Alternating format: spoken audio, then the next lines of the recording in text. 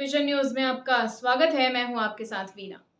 गोवा में विदेशी सैलानियों को योग सिखाने वाले कथित योग गुरु को छत्तीसगढ़ पुलिस ने डोंगरगढ़ की प्रज्ञागिरी पहाड़ी के पास एक फार्म हाउस से गांजा तस्करी करते हुए गिरफ्तार किया है। इस योग गुरु पर आरोप है कि ये योग की आड़ में नशे का कारोबार चला रहा था। आइए दिखाते हैं आपको पूरी खबर।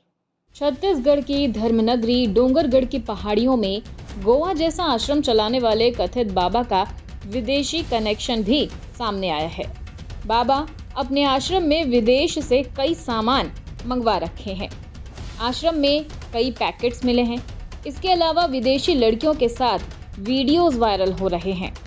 पुलिस के मुताबिक पाखंडी बाबा तरुण अग्रवाल उर्फ सोनू 20 साल पहले डोंगरगढ़ में पीसीओ चलाता था। इसके बाद गोवा चला गया। 2 साल पहले गोवा से डोंगरगढ़ वापस लौटा। फिर प्रज्ञागिरी पहाड़ी में 6 करोड़ की जमीन खरीदकर फार्म हाउस बनवाया। हालांकि अभी उसका निर्माण चल ही रहा है।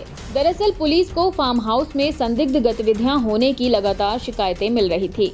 बुधवार यानी कि 26 जून को पुलिस ने छापेमारी की। इस दौरान फार्म हाउस के अंदर पुलिस ने सेक्स टॉयज, इंजेक्शन, व्याग्रा और गांजा बरामद किया। डोंगरगढ़ में बीते 1.5 साल में तरुण और उसके विदेशी दोस्तों का नेटवर्क बढ़ा है। तरुण अपनी गाड़ियों में कई बार अलग अलग विदेशी युवतियों के साथ देखा गया है। पुलिस को तरुण की सोशल मीडिया आईडी में कई विदेशी नागरिकों के वीडियोस मिले हैं। हालांकि वीडियो में दिखने वाले लोगों का भी पता लगाया जा रहा है। इसके साथ ही पुलिस के एफआईआर में आरोपी तरुण अग्रवाल पर गांजा बेचने और बच्चों को गांजा पिलाने का जिक्र किया गया है। पुलिस ने आरोपी के फार्म हाउस में दबिश देकर बरामदे के पीछे रखे दीवान से गांजा बरामद किया है।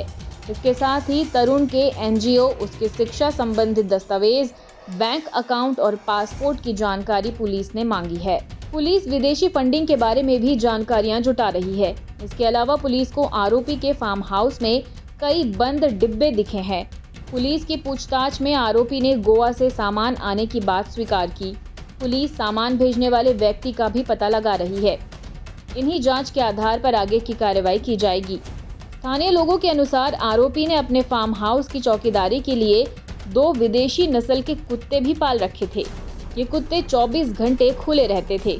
जब भी कोई व्यक्ति फार्म हाउस जाता था, कुत्तों को एक जगह बांध दिया जाता था। पूछताछ में आरोपी ने खुद को 100 देशों में घूम चुका अंतर्राष्ट्रीय योग गुरु बताया। उसने 10 से अधिक एनजीओ का डायरेक्टर होने और विदेशी फंडिंग का दावा भी किया है। पुलिस अब इन एनजीओज और उसके पासपोर्ट, बैंक खाता और सोशल नेटवर्क की जांच कर रही है। पुलिस हिरासत में आए तरुण अग्रवाल से 25 जून की रात को विवेचना अधिकारियों ने 2 घंटे तक पूछताछ की। इस पूछताछ में आरोपी केवल कहानियां बनाता रहा। गांजा उसके पास कहां से आया, किन किन देशों के लोगों से उसका संपर्क है, उसके पास कितने एनजीओ हैं, इन सभी सवालों का जवाब दिया। पुलिस ने बताया कि बाबा ने लगभग सभी सवालों के जवाब तो दिए, लेकिन उसकी सत्यता के संबंध में दस्तावेज पेश नहीं कर पाया। आरोपी का फोन पुलिस को अब तक नहीं मिला है। मोबाइल फोन का पता पुलिस लगा रही है।